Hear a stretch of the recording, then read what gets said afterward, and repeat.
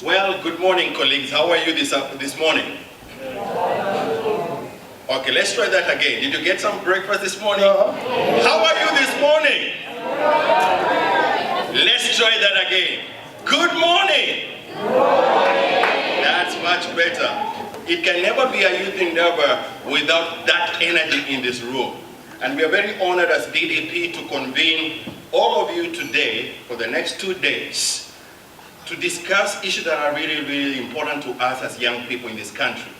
And you've heard our program director mention, we are very curious to know what have been your experiences and how have you been traversing this changing political landscape as a young person in this country.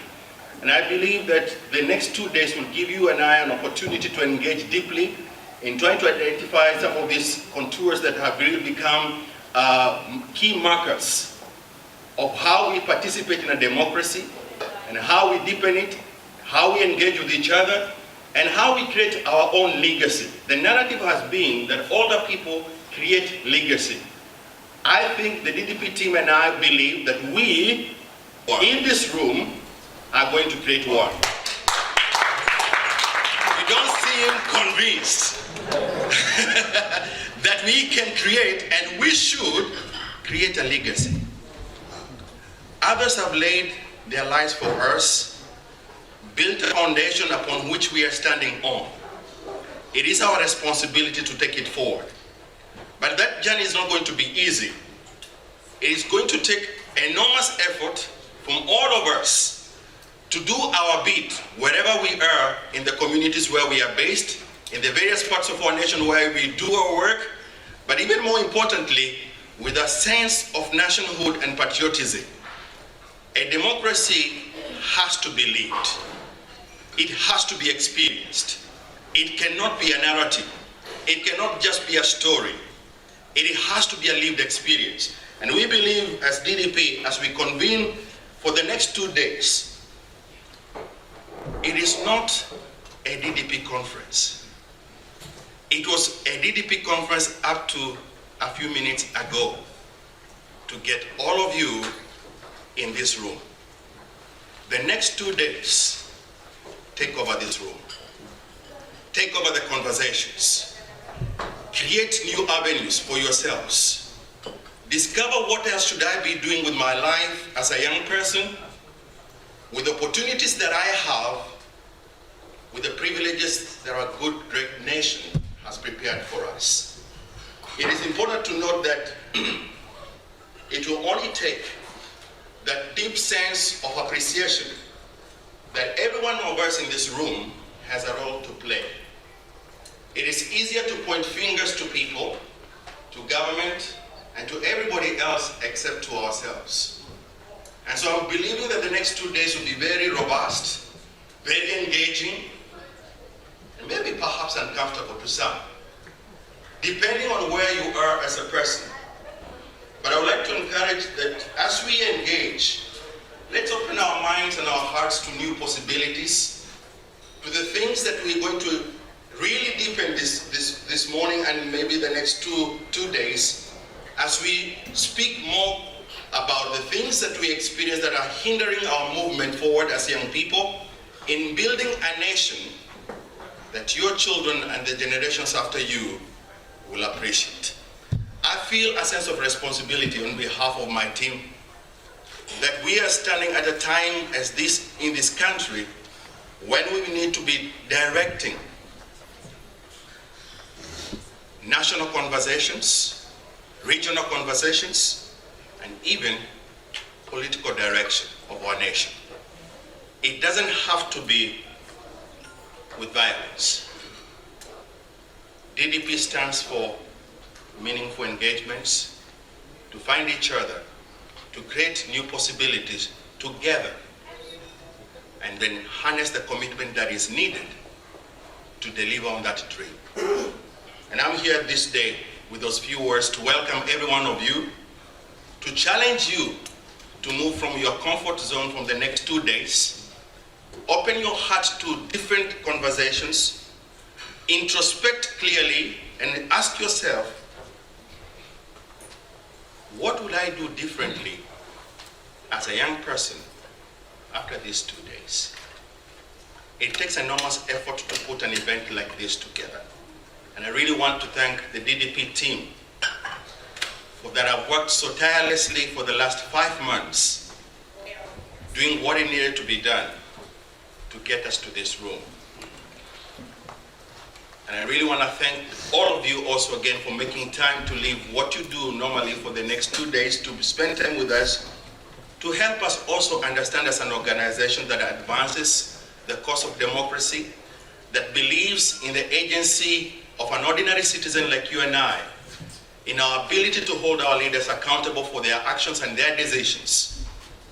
But even more importantly, to recognize it cannot be about them without us. I welcome you and I thank you.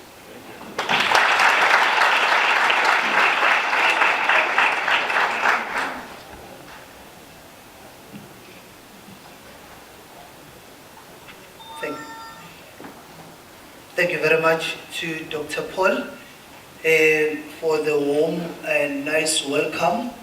Indeed, you are welcome now. You can even loosen up. If you could network just with the person sitting right next to you.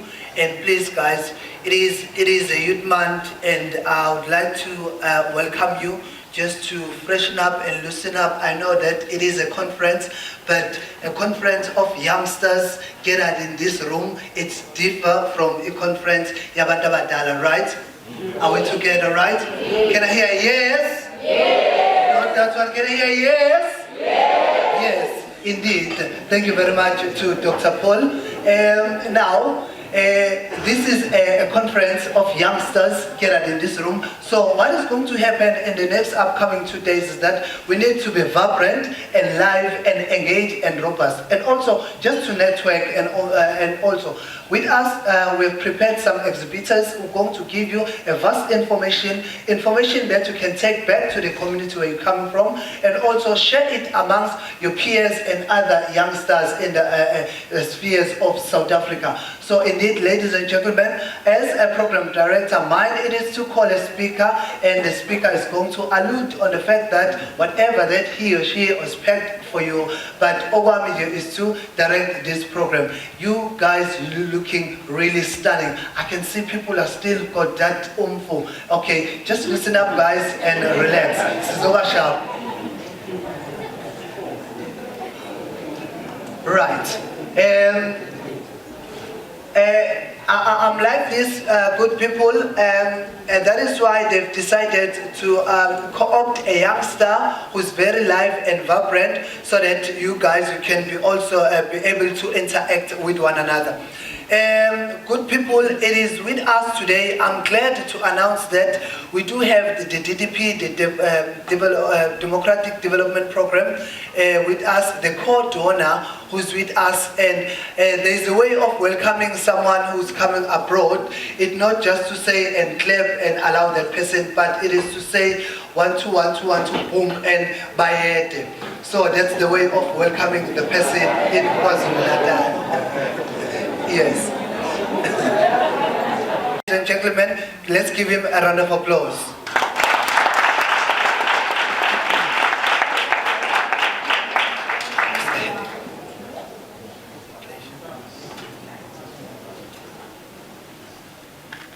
Good morning, everyone, and thanks for the warm welcome.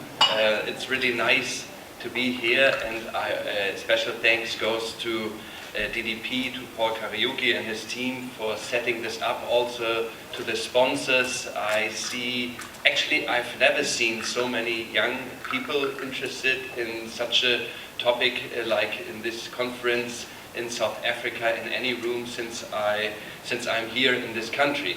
Well, now you may think, well, where have you been? Well, at least not at such events, apparently, where I have to go more often, I guess.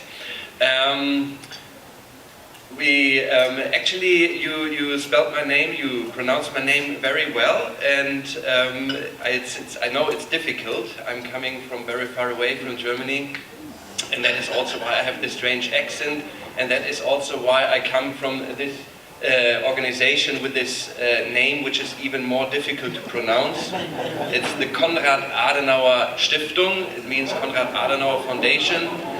Konrad Adenauer was a politician in Germany a long time ago, but his legacy still is very alive, and that is that we promote democracy worldwide and by offering political and civic education in more than 80 offices all around the world.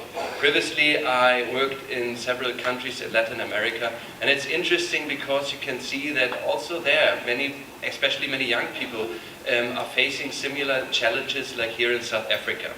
So what do we do by promoting democracy, or what do we mean by democracy? We mean multi-party democracy.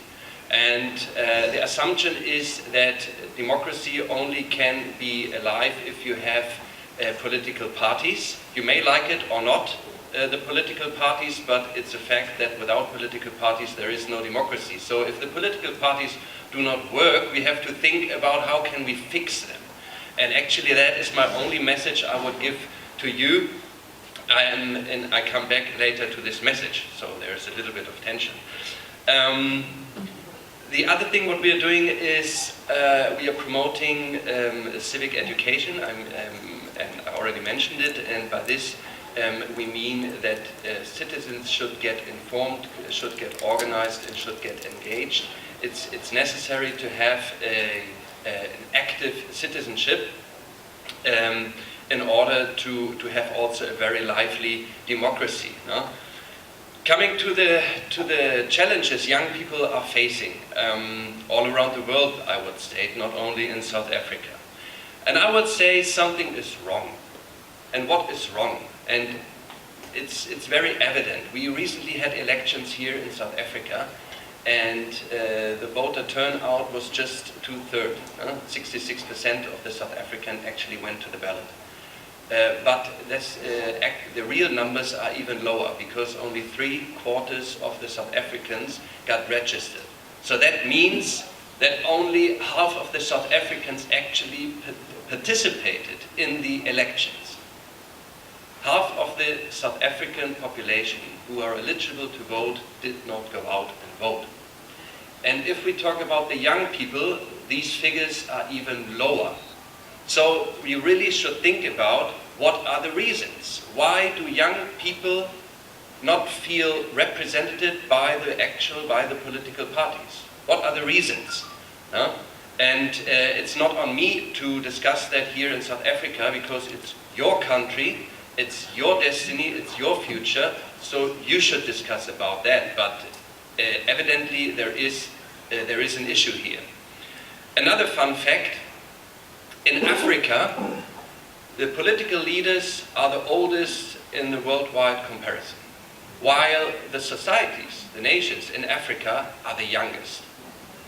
So there's a huge gap between the political leaders, the age of political leaders, and the average age of the Africans. And maybe this has also to do why young people are abstaining from elections. But to come to an end from my short intervention, if you don't feel represented, the worst you can do is abstaining. There is no sense of not engaging in politics if you don't feel represented. You should do the contrary. You have to get engaged, because don't wait for anyone to fix your problems. You have to take your own destiny into your hands. And that is actually what we are trying to do with our foundation, to give this message to young people all around the world, to become informed, become organized, and get engaged into politics. So I wish you a very nice conference, good talks, good discussions, and thank you very much for your attention. And last but not least, thanks to Paul and the team of DDP to setting up this wonderful event. Thanks.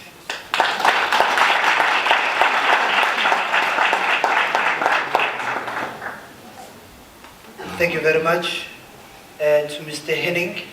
So also, it's Konrad Adenauer Foundation. It's fine.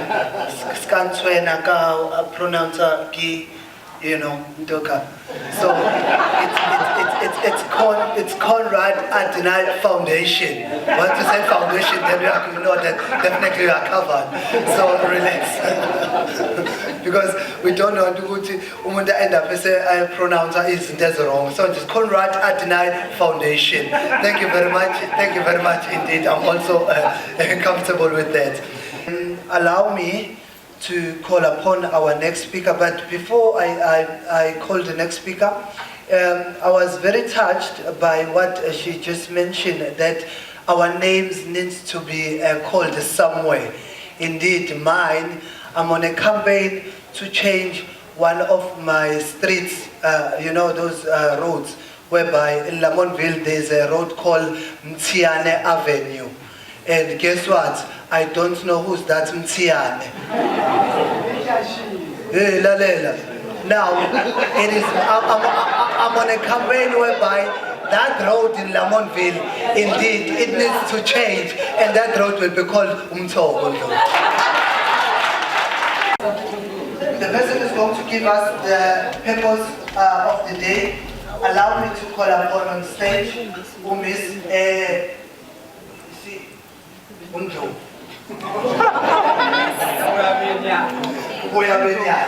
Allow me to call upon on stage a person for the purpose of the day, Miss Sebele Lobo, just to give us a brief of why we are gathered here today. Let's give her another applause.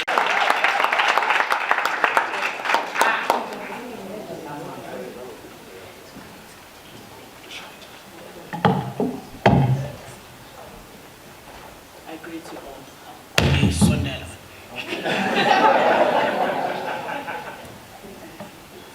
I greet you all. As my brother from another mother have said, my name is Sitembi Lendro. Let me start by saying all protocol observed. Hey, I want ice cream.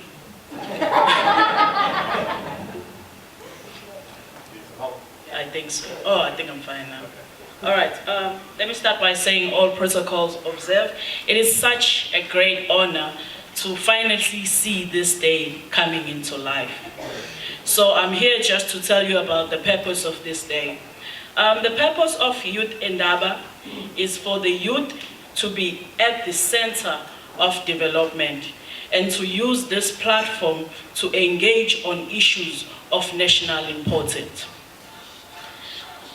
This is by the youth, for the youth, and with the youth. So as young people, until we take ourselves serious, the elders will not take us serious. We need to engage in matters of democracy. We need to explore our space as young people in the economic development spectrum of South Africa. We need to explore our space in social entrepreneurship. We need to stop looking for people to help us. We need to use our innovative ideas to create economic development for ourselves. We need to be available and participate in policy making. As the youth of KwaZulu-Natal specifically, we need to be physical in policy making, economic development, and social innovation spaces. We need to be equipped with knowledge that will uplift our province, our country, or even the world. If you want to be a leader, then it shall start today by using this platform to equip one another, to develop policies, and to occupy significant spaces in our country. It is important for us as young people to support one another, to develop each other, and to help each other. Hence, we have spaces for exhibitions outside. Those are not just for display. Support, refer, and recommend. I hope throughout this conference, each one of you here will gain a new way of innovation, will gain a new way of thinking, as well as new business partners. Because gone are the times now when we go to school to only find a job, then get married, then you die.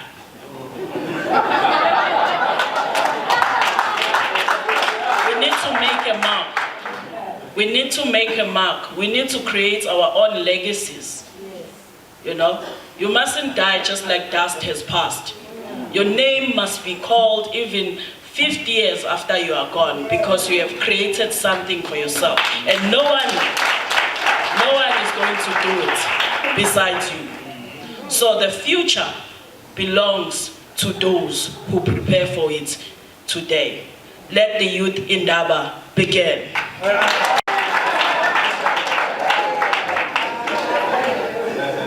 Identity building as a young person in a complex democracy like South Africa. Allow me to read the biography for Mr. Lukhona Mnguni. Holds a Bachelor of Community and Development Studies, cum laude loyo. And an honors degree in conflict transformation and peace studies, again, cum laude loyo. Both from the University of KwaZulu-Natal. Mnguni holds an MSc in Africa and International Development from the University of Edinburgh in November 2015. After having received the Commonwealth Scholarship to pursue his studies, he is currently served as a PhD intern researcher in the Mary's Web Race Relation Unit in the University of KwaZulu-Natal. He believes in the promotion of dialogues as a tool of a foster inclusive, sustainable solutions development. Throughout various forms of writing, commenting in the South Africa mainstream media, he also contributed significantly to the national discourse on a range of issues from politics to sports and also to research-oriented objectives. Subjects as well. Lukhona, he is also committed to educate and seeing every child in South Africa getting a fair chance to be educated to higher standard of quality, respectively of where they are born. In pursuit of this goal, Mr. Mnguni, he is one of the guest speakers in KwaZulu-Natal Provincial Strategy Planning Workshop. He has attended number and various conferences at home and abroad, contributing to high level of discourse and learning from those he has encountered. He is the founder of the project called the Give Back Initiative in his former high school. Ladies and gentlemen, can you rise and welcome Mr. Lukhona Mnguni and give him a round of applause.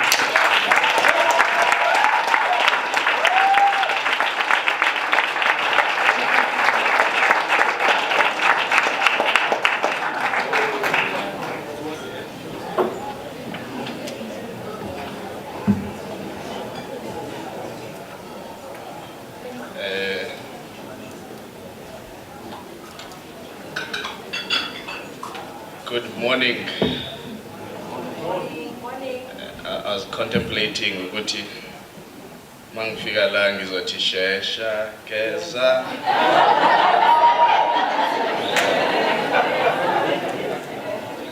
But then Indaba and Patini don't necessarily talk easily to each other. Thank you for your generous introduction, Program Director. I don't hope to be too long, so I'm going to try and keep to the time as much as possible so that we do not risk not making it to the other commitments that we have. I must say I am fairly elated as well to see so many young people in one room, gathered with a sense of purpose and a determination to deliberate about their future. The topic of this conference, or the theme of the conference, is quite a fairly complex one itself in the complexities that it wishes to unpack. The idea of youth and identity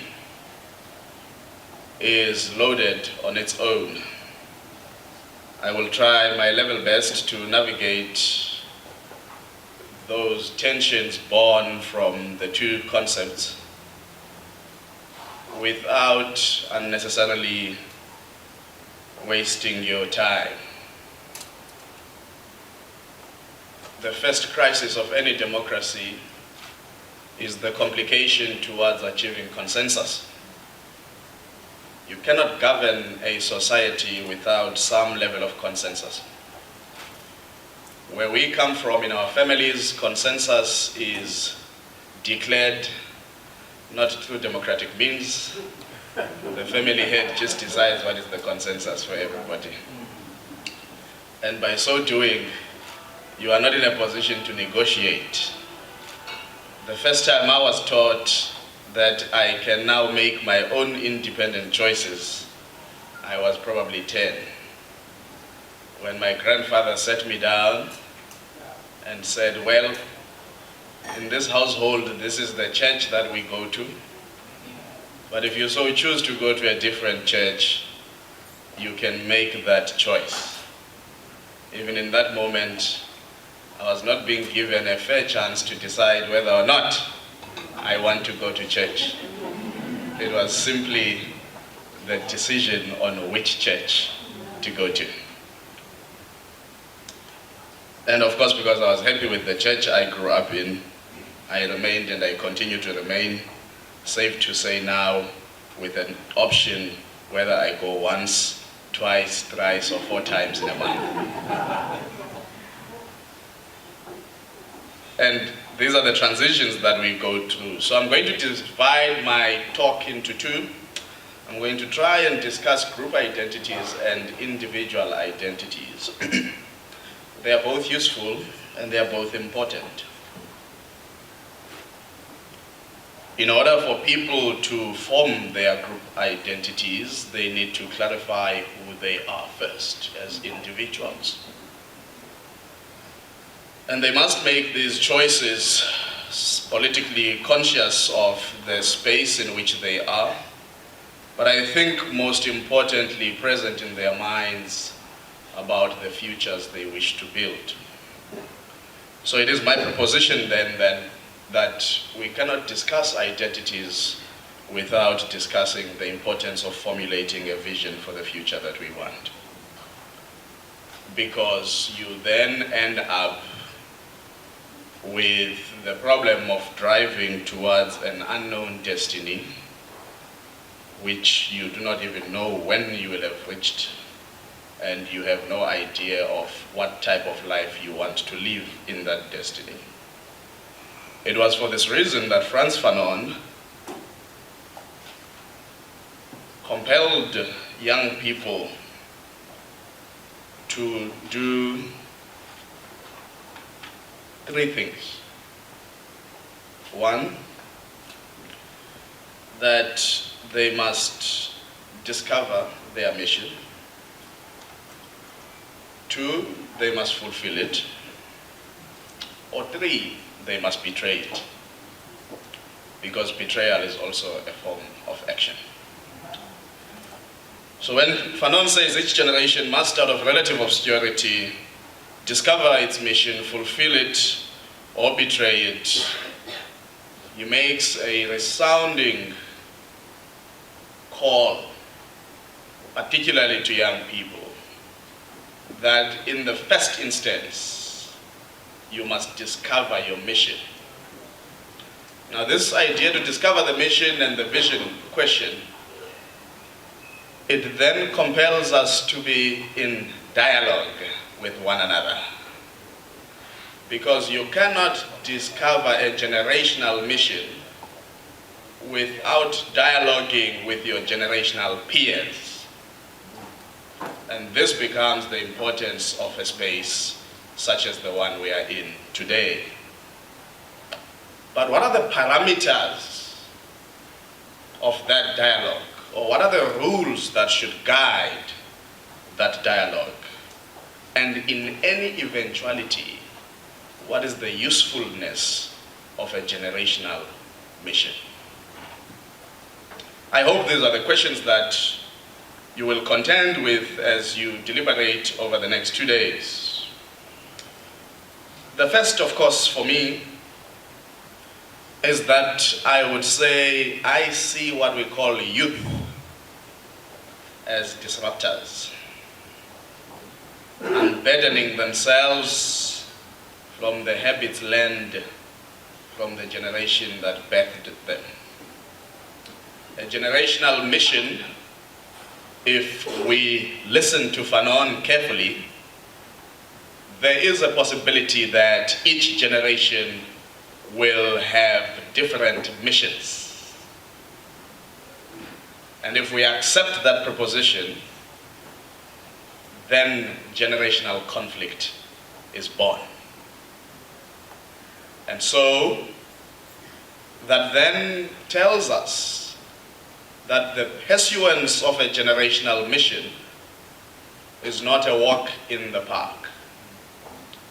And usually, the incoming generation is of lesser power, lesser influence, and of less resources against the ruling generation, which often dominates in terms of the prestige it holds, dominates in terms of the patronage it can extend, and that makes it easier for the governing generation to co-opt the newcomers. And it was probably for this reason that Antonio Gramsci was, in trying to define an interregnum in terms of transitions, says, and I paraphrase, the old is refusing, in a way, to die, and the new struggles to be born. And it's not because the new isn't aware what it wants to achieve. It's partly because the old refuses to die, and by so doing gatekeeps, by so doing extends patronage to co-opt, and by so doing demobilizes the oncoming generation. And so you are quite correct, Henning, when you say the average leadership age in Africa versus the average age of the African population. I mean, you've got countries in this continent with a median age at 23, 19, you've got Algeria and these other countries.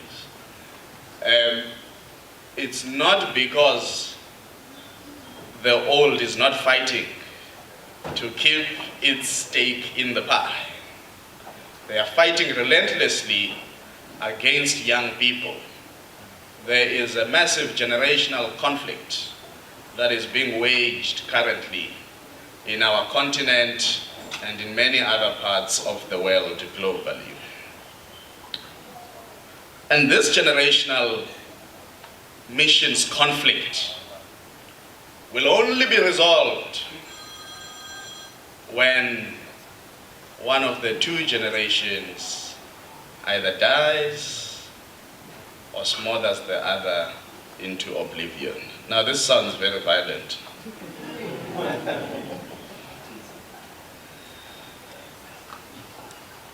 But it could be achieved by way of non-violent means. Let us take a bit of travel to Botswana, where a definition of democracy was given yesterday by Justice Michael Liburu. He was handing down the Botswana High Court judgment on consensual same-sex relationships. And Justice Michael Liburu said the democratic society is one that embraces tolerance, diversity, and open-mindedness. And I emphasize that last part, open-mindedness. Because if you engage with anybody with a closed mind, there's often no conversation. They often meet your protest with hi, angeke. No, but let's talk. Soze. I wish you well. Now that's not not an open mind. I wish you That's well. a closed mind, And learn an entrenched mind, things that you have. fundamentalist mind that no longer wants to shift. Whoever is operating the lights must just bear that I'm very dark.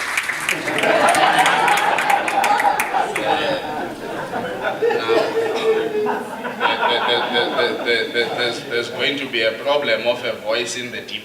It's unseen.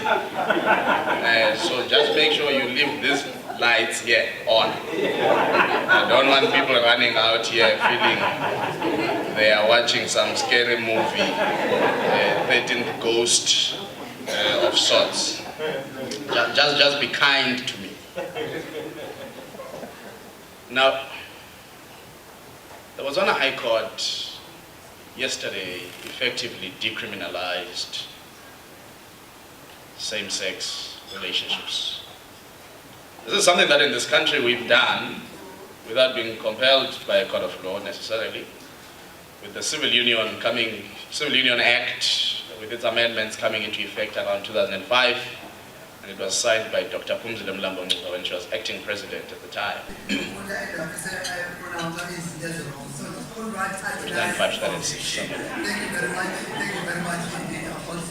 Now, this is one of the most contentious issues when we have to deal with the question of identity.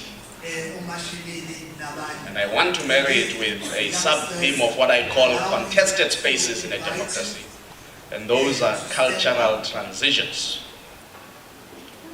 Depending where you come from, being gay or lesbian is a problem because the church doesn't allow it. And yet all people are made in the image of God. And all people are sinners.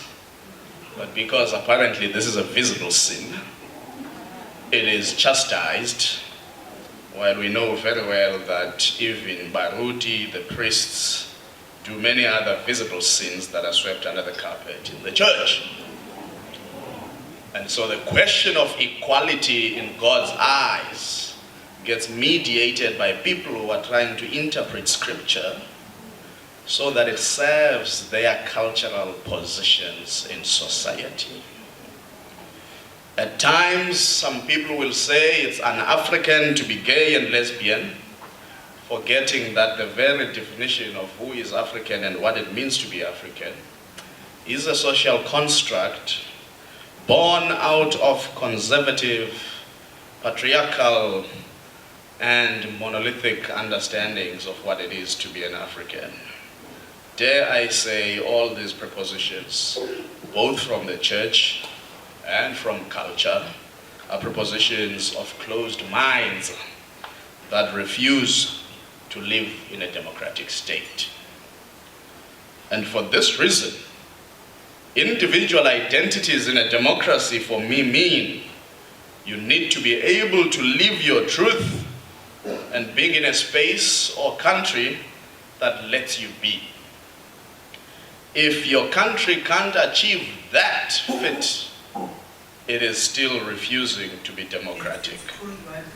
And it is particularly these individual identities that pose the most difficult challenges. Because which ones count the most and which ones don't count the most. And it is for this reason that in our constitution, we cater very clearly even for what some call minority rights. They are not necessarily minority rights, but you've got to frame them that way because you've got to battle and fight for their existence. They are human rights. They are not minority rights because there are no majority rights. Which brings me to the last complexity about democracy. The last complexity about democracy is the idea that there has to be a vote in a democracy. So I said to you earlier, the biggest challenge is the complication of achieving consensus in a democracy.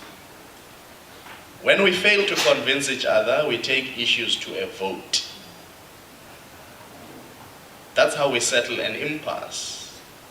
The truth, though, is that you can be in the majority of a wrong vote, and that is the scary part about a democracy. You can be in the majority of the wrong vote. And simply because you are pursuing some interests that may not necessarily in the future bode well for the country. It is for this reason then that whenever we are called upon to make decisions in a democratic space or in a country of ours or in the world that we live in, we must ask ourselves, have we defined what our generational mission is? Because it is that mission that must act as a guide and as a compass of our decision making. It is that vision that we must consolidate and agree on that needs to be at the center of our decision making. There must be a reference point. And it was for this reason that Frantz Fanon said, each generation must discover its mission, choose to fulfill it or betray it. Che Guevara, in his time, I know when you talk about Fanon and Che Guevara, some people get uncomfortable, but it's fine.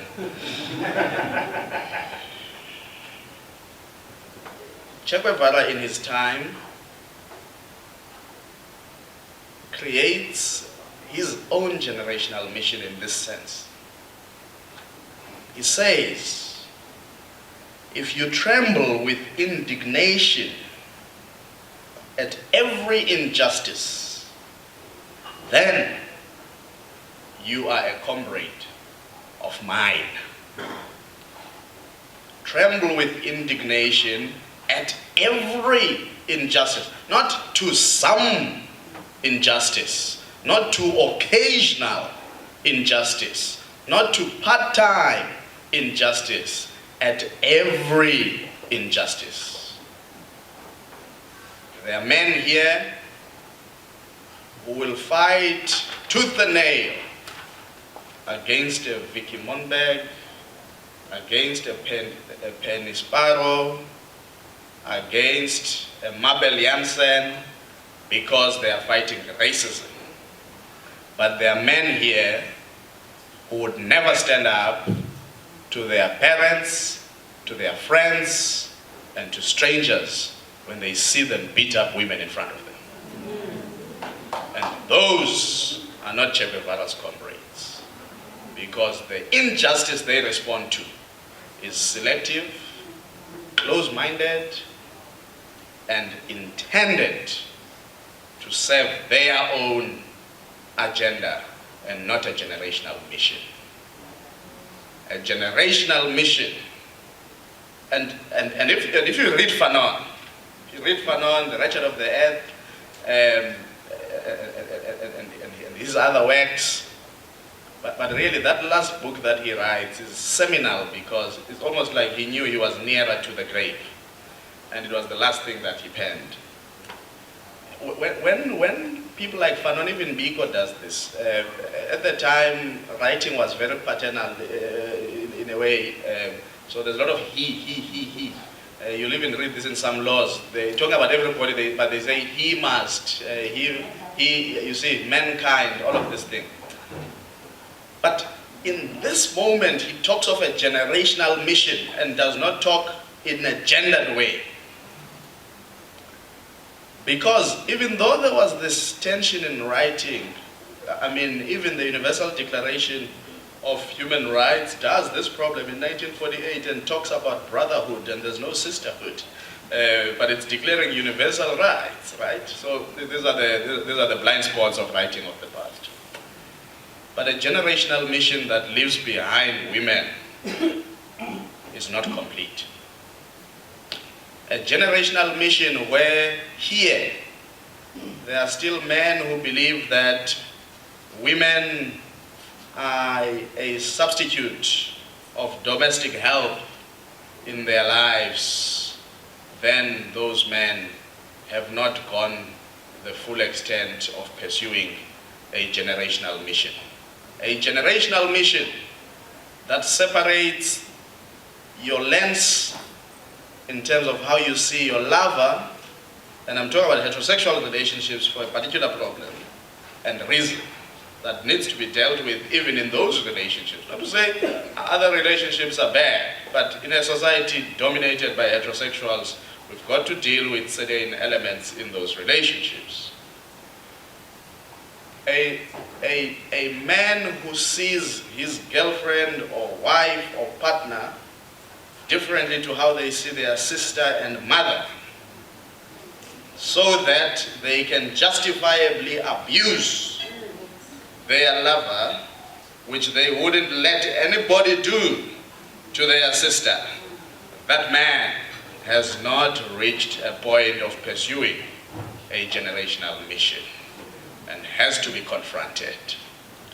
Young men who go to the library and study during exam periods at university, while they expect their girlfriends at rest to cook and do their laundry, those young men have not reached a generation.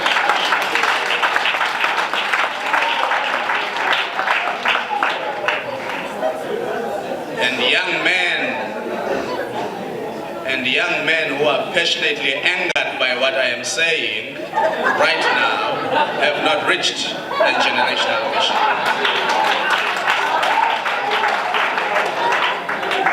I have no problem at all. I will walk out of that door with not a hint of violence on my body.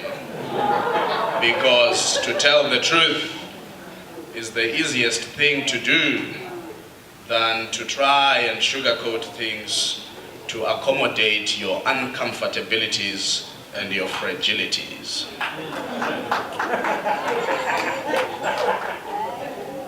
If we must define a generational mission, we must go to war with each other.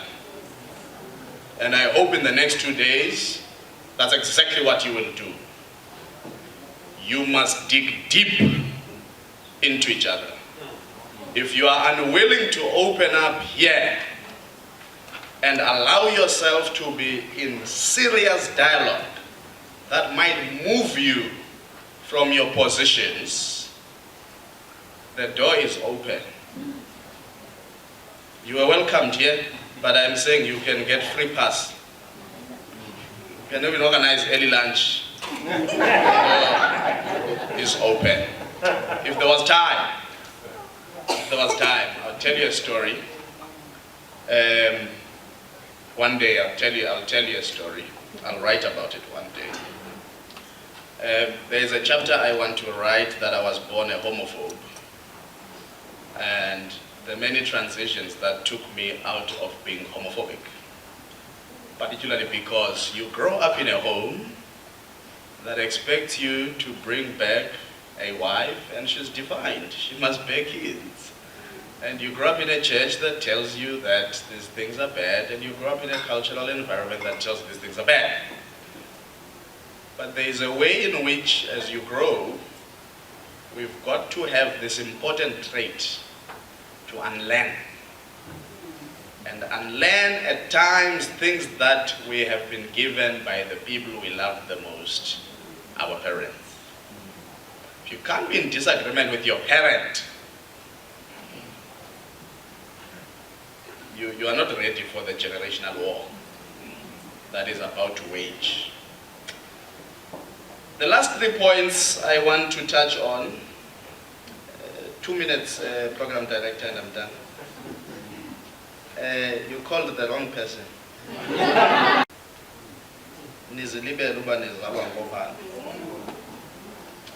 That song is useful and problematic. Useful because we must remember our identity and our roots.